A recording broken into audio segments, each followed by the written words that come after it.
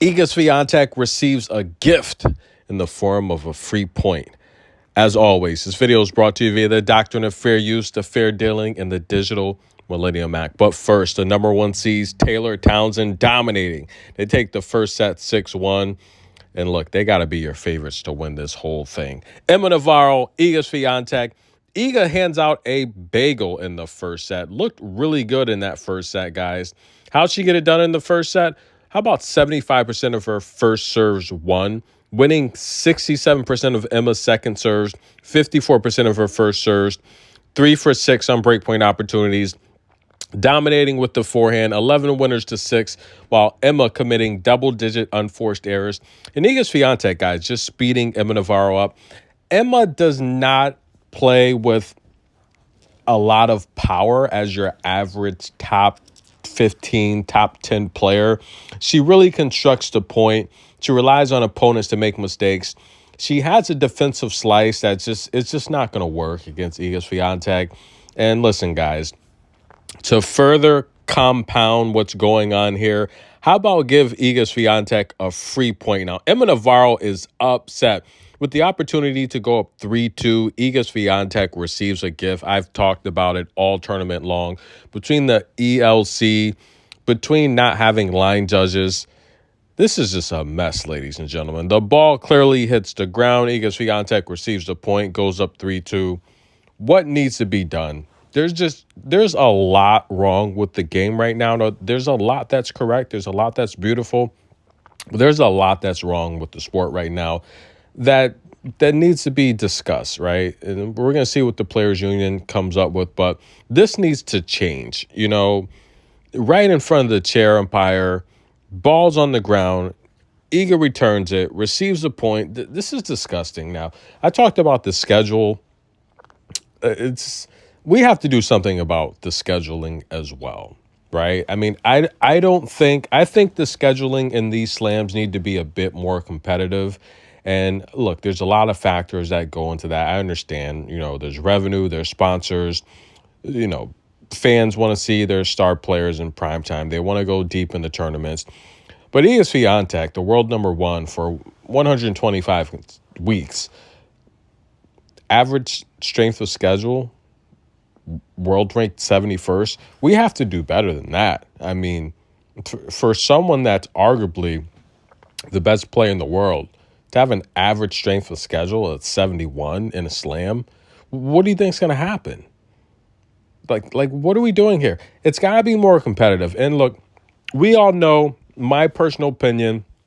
I think the ELC is a nightmare. Okay, I've been watching tennis. I've been watching this tournament every day, every match. The ELC is a disaster. Okay, I was just watching Taylor Townsend and Katarina.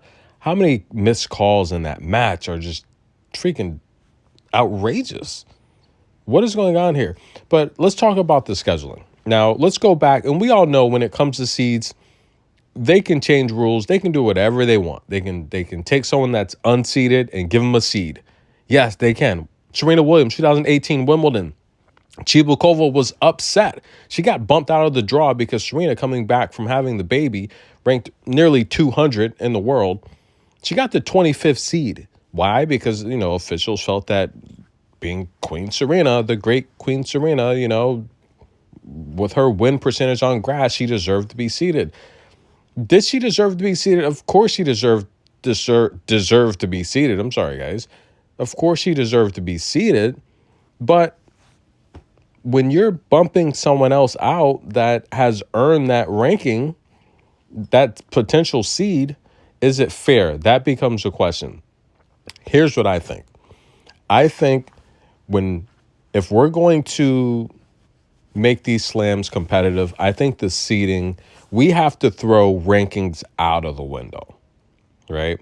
We have to consider making each draw, each portion of the draw competitive, right? Just like we can match up a Caroline Garcia and a Naomi Osaka multiple times at these tournaments in the first round, we can make these draws a lot more competitive. We're going to have to throw ranking out of the window to make these slams more competitive. I mean, it's just it doesn't make sense to me. Some of these schedules, you can have one person in particular have just such a horrible draw in terms of just strength of schedule, just have a tough draw, and you could take someone else and just give them an easy draw, like without even challenging them until the quarterfinal. What is going on here? It's crazy. I think scheduling has to be a topic of discussion next offseason. It really does, especially at the draws. The draws for these slams have to be competitive. Sabalenka's draw last year was just disgusting. It's like you're just handing people slams, You go that deep into a tournament without being challenged, not taking anything away from these players that have worked hard to build up these rankings over the years. But we have to acknowledge that there is a difference in talent. Once you get outside of the top 20, the reality here is, especially in a slam, if you're a top 10 player and your average strength of schedule is 71st, you're probably going to cruise through the draw. But back to the ELC, back to the calls here that are being missed. This is unacceptable. The chair umpire should be able to review a call and make a decision. They don't have that authority. They don't. Okay? I've seen so many matches where the chair umpire acknowledges the call's wrong and can't do anything about it. I don't know, guys. If we're going to move the sport forward, a lot of things need to change, and they need to be addressed. What do you think? What should have happened here?